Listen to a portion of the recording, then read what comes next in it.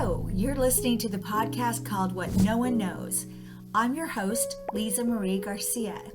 Please join us as I talk with some of the most important influencers, from entrepreneurs to C-suites to founders to venture capitalists. You will want to know their answer to the question, what no one knows. Thank you for joining. Okay, hello, this is Lisa Marie Garcia, and thank you for listening to the podcast, What No One Knows. So I'm here at the Tampa Bay Wave Studio Ones at the downtown, beautiful Tampa Bay. I wonder if it gets old that I always say beautiful Tampa Bay with beautiful weather, but it almost is that way almost every day you live here. So I'm going to say it. It is a beautiful day today. It's supposed to be pretty hot also this afternoon. So joining me in studio is Benjamin Goldman, and I'm very excited to have him in studio, mainly because he is such a busy guy, planes, trains, and automobiles, and just has so much going on that I've been trying to secure him as a guest for a while now. So I'm very happy that it happened today. We're going to talk about him, all things tech, all things entrepreneur, marketing, advertising, and you're going to learn what no one knows when we get to that question. So thank you, Ben, to being here today, if I can get that out. Thank you so much. Absolutely. It's a pleasure being here. Thank you. All right. Well, let's just dig in. I'm going to actually ask you to talk about your over 20 years experience in marketing and advertising and all things tech, and just kind of maybe give us the broad strokes about your background and how you come to today. How's that? Yeah, that would be great. So yeah, I've been very passionate about marketing and especially digital advertising for a long time. My beginnings actually start in the old cable days, where I remember my first job out of college was actually in New York City for an agency called Mindshare. Our client was Unilever. And this was even before digital, when the upfronts were a really big deal, and NBC, Fox, ABC would be showing all of their great cable, their shows that they have, like 24. And that really got me the bug of how cool marketing is, that the influence that marketing has on brands and helping them execute their strategy. And most of my career, I've been trying to find the next thing that brands and marketers need in order to stay ahead. I learned a lot from being on the agency side, but I learned even more through a few of the other tech startups that I was in when I was in New York City, like Madison Logic, Acuity Ads, and it was just a phenomenal experience kind of being a part of startups as a young person, and that kind of gave me the bug and said, I really want to do this myself one day. And that's what ended up happening. I actually, a while ago, I was recruited by Data Axle, and there I met my business partner that we then started a company called 180 by 2. And then another company after that called 4 Eyes. So I did 2 startups with my business partner, Eric Schaefer. And we did the highs and the lows. There were some great times, and then there were some struggles, which every entrepreneur faces.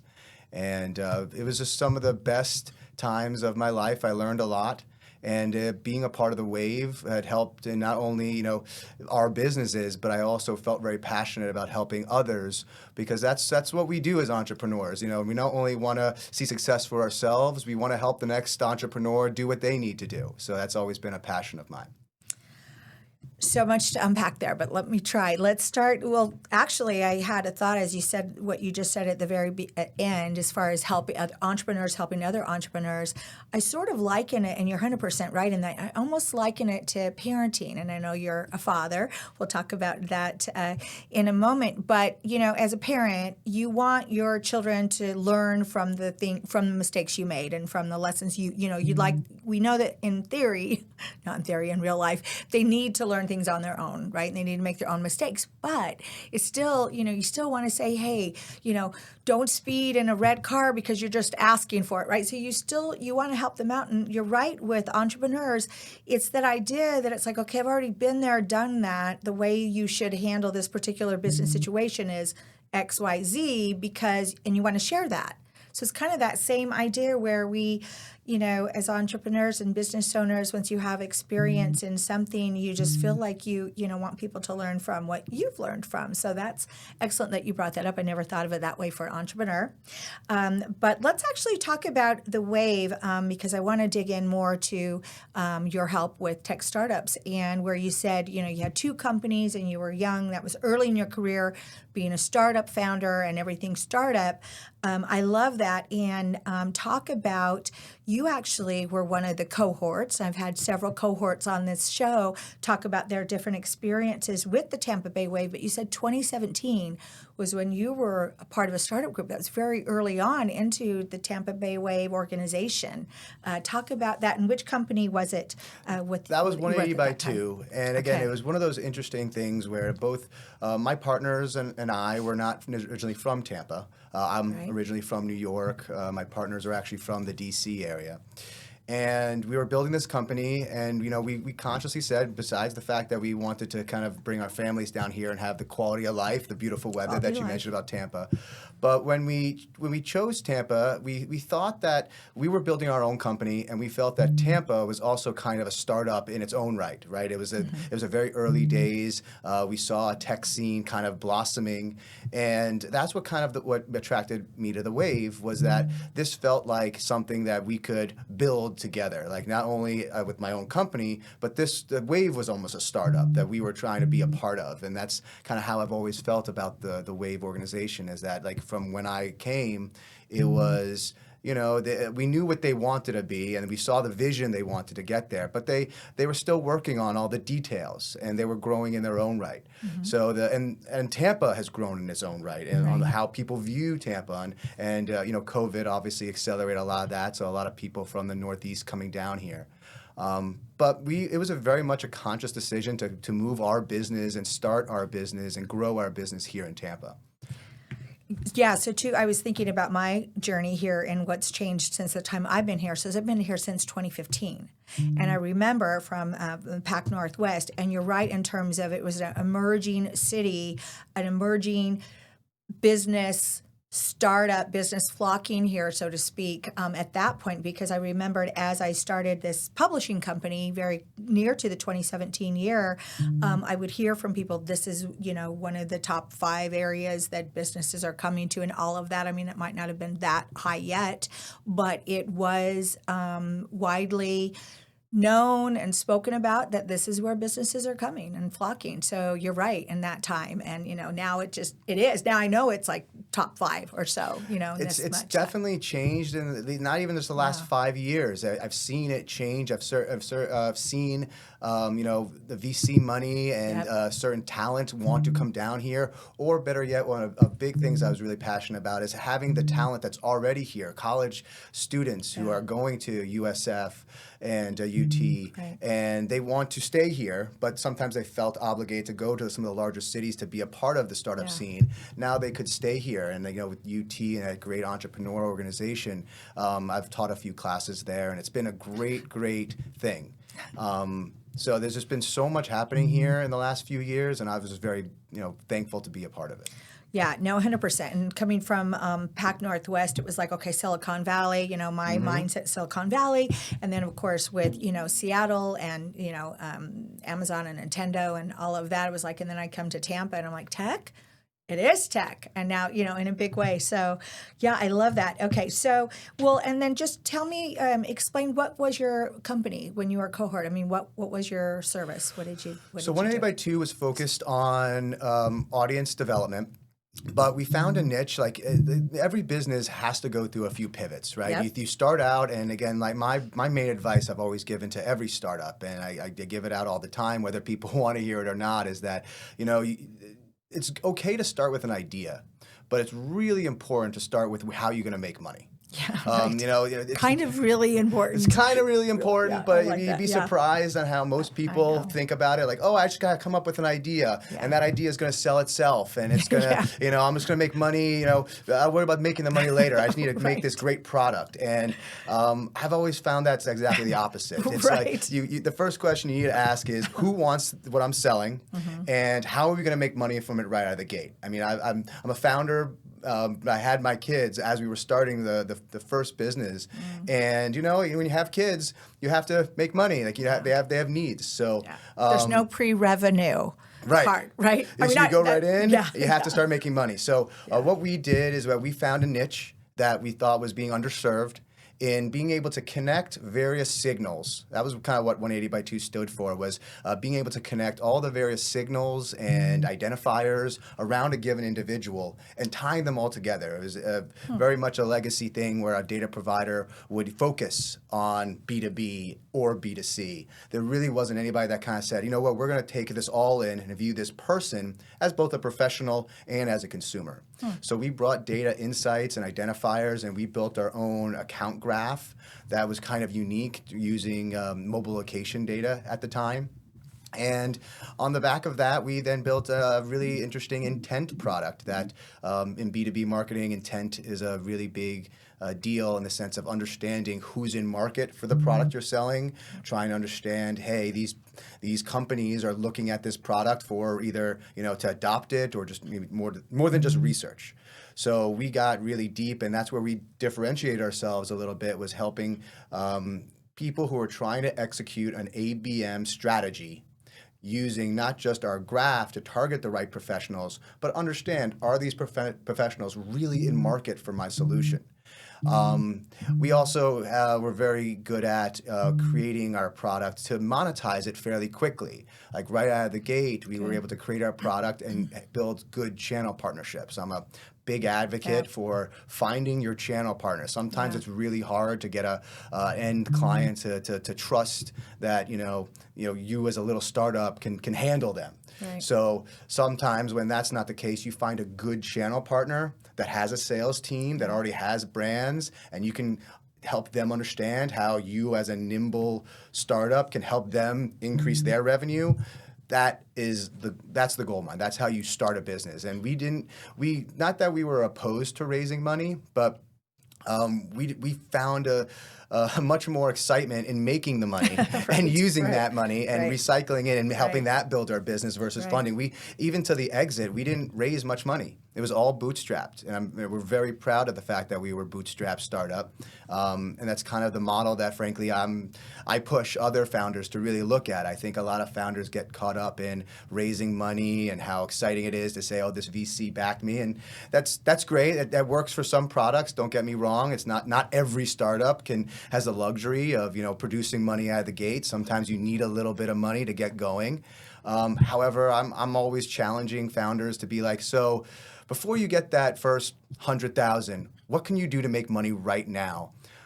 Because the problem is, if you start taking in money before you start making it, eventually the VC might tell you what they think you should be doing. That's right. And that kind of could take you in different paths that really are maybe not in your best interest. So finding your niche, finding how you're going to make money, how you add value to the market you're in as soon as possible, before maybe you go too deep into the funding round, is something that I really do believe is the not necessarily the right path, because there is no right path. There's different things. It's excellent advice for sure. In fact, I kind of liken it like what you said. If you take on investors and then that you're going to watch decisions that are being made that you didn't necessarily agree with. I kind of liken it to what is it, balloon payments when you get a mortgage. You get a low interest. It all seems all great. Wait until the 5-year mark comes, and so you're kind of, I think, a little bit there's that putting off with, well, I'm not making much money now. Let me just bring in money. That's really not the right mindset. I mean, know what the heck you're making now or not, and make it. Versus. So I love that, and I do like that. The hashtag for this show I like is proud to bootstrap, 100%. And I joked about that, pre-revenue state, but when I, started my first company, there's no such thing as that. There's no such thing as being in a pre-revenue, and now it is. It's, right. It's just like kind of a common thing, and I you can definitely be on the incline and have to dig in, but just to be, we're just pre-revenue, la, la, la, for the next year. I'm like, what? what is that? But I mean, I understand it, but you know what I'm saying? It's not always the fit for every company. I have talked to a lot of founders. It's a big debate. Like, hey, some products you need the funding in order to prove it out. So I don't want to say that my path was the only path. There are a lot of companies that raised money and then had amazing success. Right. I think when you are starting a business, if you're thinking about bootstrapping it, the thing you do need is having partners. And I had two great partners. One who was a very product-led, one was operational, and me being the sales and BD. That really allowed us to bootstrap because we had all the pieces. We had somebody internally that was going to build a phenomenal product. Eric was always really good about building products and getting them to market, and then I would take them and sell them. So having that good mix of founding partners is kind of vital to bootstrapping it. And if you don't have those founding partners, sometimes you do need to raise in order to afford a founding partner that can build the product you need. But yeah, I mean, that's there's no one size fits all, but I'd highly recommend finding cash yourself before taking cash. Yeah, no, good. And I want to just go back for one moment too, because I do agree it's an important point that's not always brought up is I call it, powerful partnership, but having, working with finding a channel distributor, finding someone that can help you. And I get what you're saying where, sometimes, people will say even it looks negative towards you if you've only been in business a couple of years, maybe you only, right? And so there's that part of, aligning with or having someone help you. But there's the other part of why do everything? Why reinvent the wheel? Or why are you trying to knock down that distribution channel that your partner already has done? And I think that sometimes, especially as a creative new entrepreneur with a new idea and all that just is like, oh, this is so unique and so rock star. We're just going to do it our way, that whole song, the song from New York. But, and there's nothing wrong with elements of that. But you can go, it's almost like digital marketing. You can go so much faster in a shorter period of time with the right channel partner, with the right alignment, right? And partnership. 100%. Yeah. A good channel partner that sees the value that you bring, because a lot of times channel partners aren't necessarily the ones that are creating the innovative thing. They're maybe really good at sales or they're really good at marketing, but they're not necessarily seeing all of the opportunities that exist or have the ability to create them in-house. So they're a lot of times looking for a partner that's a startup that has something that can be more nimble, and they can allow their sales team to sell something new or upsell to their current clients something that you've created. And that partnership is really key. It's the big difference, and a lot of times is understanding is a channel partner going to treat you as a partner or a vendor? Yeah. I say that a lot, and that you don't want to be a vendor. A vendor you can get rid of, and you don't really it's all about the money that each other's making. A partner is in it with you. Sometimes a good channel partner would want to invest in your business as well as offer their sales services to help you expand your revenue. So there's a lot of things that go into what a good channel partner is. And then sometimes a good channel partner is the one who also buys you later on. That also happens a lot, and it's an exciting thing. Yeah, no, definitely a point I think all at a certain stage startup companies should look at, or small businesses should look at least explore it. And there's a lot that business owners that I've asked that never occurred to them. To dig in and just find out if it's for you.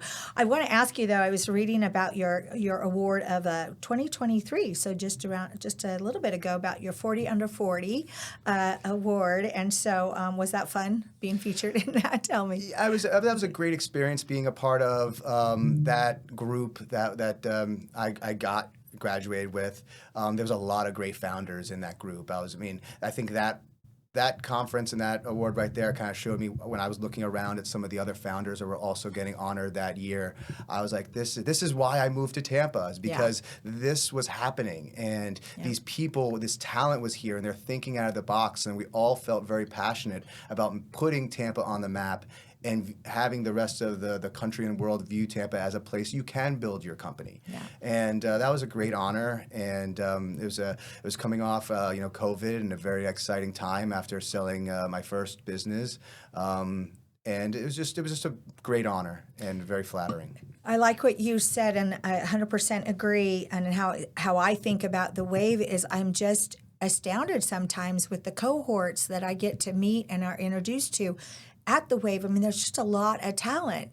And I call, especially the tech cohorts, I just call them these big brain people that can articulate. I mean, some of them a little less or more technical, depending on, what their background is, but can articulate what they're doing, what they're wanting to do, how they're wanting to change the world and that. I mean, and kind of back to the Wave, why do you think, because you've been, also a funding supporter and such with the Wave, what do you think is so unique about the Wave's program and how you've been around them so long now that makes them the awesome organization they are? Yeah, so I mean, I think the Wave is unique in the sense that, in many cases, an accelerator or would help, just make introductions. Like sometimes they view it as a badge of honor. Hey, I got into an accelerator, and that's great. It's kind of like one badge that can build trust for your business.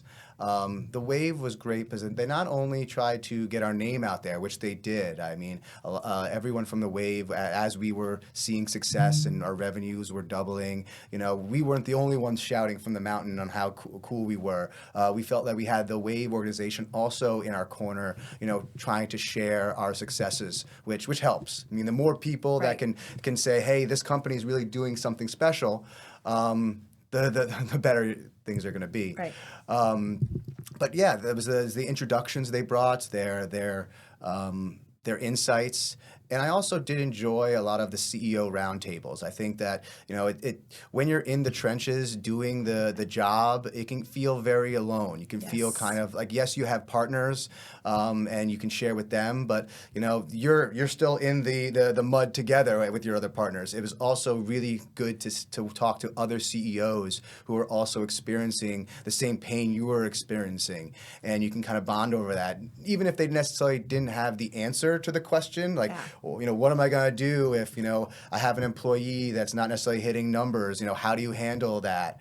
That's a very, not maybe the best example, but it's good to balance what you're experiencing with other founders and feel a bond there. And I think that's one of the many things the Wave gave me, and I try to do the same for others after the fact, to be in that CEO roundtable, giving advice, saying, hey, this is normal. What you're experiencing, you're not alone in this. It's everyone goes through it. It's a hard thing being an entrepreneur. Most people think of the exit or the success that might come with it. But not only do a lot of startups fail, it can take a toll on you mentally, physically. You're putting everything you have every day into this business. A lot of times, not even getting the financial gain from it at times. You might make a lot of money, but you're recycling that money back into the business so you can grow. So you got to take all the grunt of it. And you need other people around you to remind you, hey, just keep going, never stop. Like that was the thing I kind of wrote on my notebooks and my laptop. Just don't stop. Just keep moving. No matter how hard it gets, don't stop. Well, and what did you say? Every day, I didn't write it down. Put all that you have in it every day. And it's even those days where you're so burnt out, you're so tired, you're so over it. You've had to deal with maybe this something that you thought you'd never have to deal with again, and you're dealing with it again. And those are the days that are the hardest to be, nope, get up, do what you need to do the work is what I call it. Just put your head down, do the work, try to have a good day. But if you have a bad day, you have a bad day. Just do it. Every day is a hustle. Every day is a hustle. Every day is a hustle. And again, like I used to wake up with my list of things that I made the night before on things I wanted to accomplish, and maybe some of those things carried over from the, what I didn't do, and I was like, I got to finish these things, and I worked until my eyes could not stay open anymore, and taking it from 6, 7 a.m. to 2 a.m. and then doing it all over again. That grind is the founder journey. Like it's sometimes people think of the journey, or they focus on the destination, where I'm trying to get to. Right. The process that you go through as a startup, that is your destination. The process of getting to where you think you need to go, that is the special part. And that is the special part. And you know what I think also is, like I was going to ask you the question, how long? I think the problem, there's a mindset maybe in the Gen Z, and I'm a mom of 2 Gen Z, so I can say this possibly, is that the mindset is, okay, that's fine. I know it's going to be hard. I know it's going to be rough. I know it's going to take some perseverance and resilience, but not for very much time. I mean, for a couple years or what? I mean, what would you say would be somewhat reasonable, and then I'll tell you if I agree, which I probably do, times it by 3 or 4 maybe. I never thought of it as a timeline on when we were going to get to wherever we needed to go. It was never like, okay, 3 years we're going to do this, 4 years we're going to go that. Like in what we were doing, we just every day, every month, every quarter, we were just trying to get better, build something cool. And I think passion for what you do is really important. If you're not loving what you do, you're not going to put in the extra effort. And I will say that not just about startups. I mean, right now, I'm the GM of audience development at ZoomInfo, and it's a very, very large company, not a startup. The division that I'm starting is kind of a startup within this large company. But I'm still passionate for the data we have, and I'm seeing things in the market that we're doing that's kind of exciting, and I come in every day being like, this is cool. I'm glad to be a part of this new entity as it changes and pivots. So if you don't have that passion, it's going to make it very hard for you to get to wherever you think you want to go. It doesn't matter the time. Doesn't matter the time. But yeah, I just my favorite part of people that somehow they become overnight success. There's no such thing. Not when you dig close. into them, they're like, yeah, I've been doing this for 30 years. Oh, yeah. I've had this many companies. I've gone bankrupt, but I just keep getting up and keep doing it. So, yeah. And it's funny also because, as you know, we're talking about pre-revenue stage in a startup, and many of you startup people listening to the show, that is commonplace. Another commonplace idea is, well, in year 5, we're going to go to market, or we're going to sell. They have this timeline in their head right from day one. I never had that either. It was like you do what you need to do to be successful, and you just keep doing it. Like you said, quarterly forecast, yearly forecast, but it's not like, in 5 years, I can retire and go to the Grand Cayman or something. Yeah, no, you take every opportunity as it comes at you. Yeah. And you make the best possible decision you can with the opportunities. I mean, like, being a startup during COVID was a very interesting experience, right?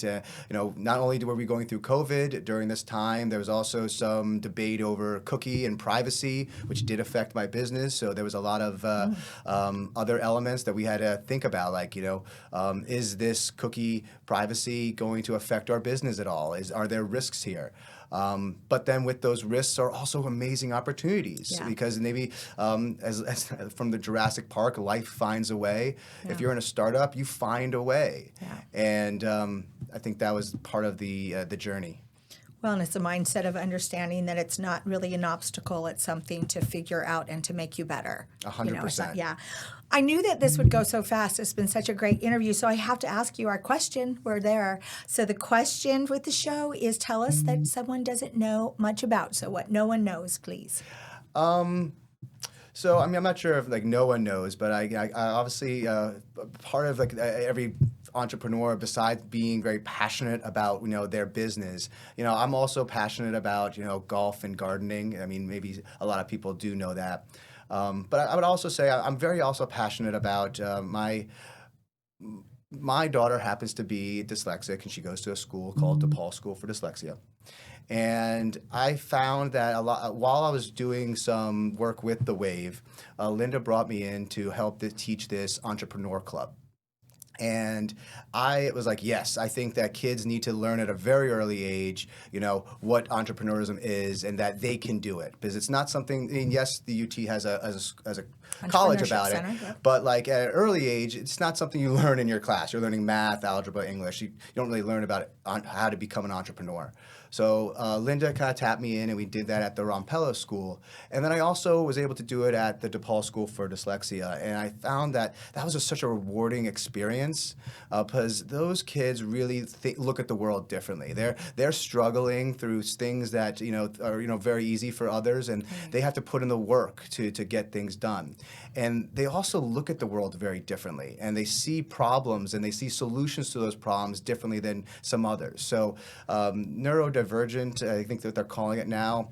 It's something that I am very passionate about, on spreading the fact that, it's a superpower. I hear that everyone who has seen it, it is truly a superpower. I think that some of the best entrepreneurs and some of the best business owners, they think a little differently. And their mind operates a little differently, and not fighting it, but embracing it. And understanding that, this might be a struggle, but so is starting a business. And if you can learn early on how to handle struggle and how to excel despite of it, it's something that I think that is going to be something I want to stay involved with for as long as I can. So I love that. Actually, you need to write a book on it. Dyslexia is your superpower. There's your title. That's not a bad title. I love it. All right. Well, thank you, Ben, so much for being here at the Wave Studio and sharing all that you did. Tons of nuggets of wisdom. I appreciate it. Thank you very much. You're welcome. And thank you all for listening. Thank you for listening to our show, What No One Knows. If you'd like more information regarding our guests, it's in the description below, as well as if you'd like to work with our publishing and promotion team, that you can also find in the links. Thank you.